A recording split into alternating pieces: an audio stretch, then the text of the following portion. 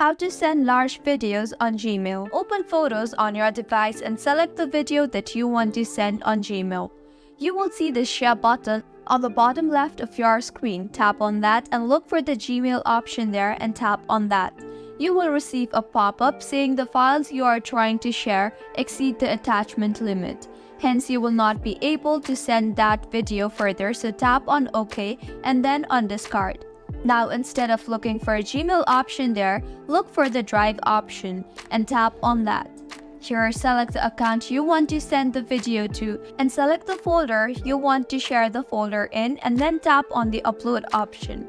Wait for the video to upload. Once uploaded, open Google Drive on your device and locate the folder we just shared.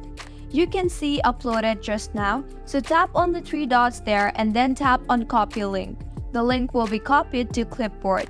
Open Gmail now, tap on Compose and then paste the link further, and then on the To option, enter the email ID of the person you wanted to share the video to. With this method, you can send large videos on Gmail. If you find this tutorial helpful, do subscribe to our channel. Thank you for staying with us until the end.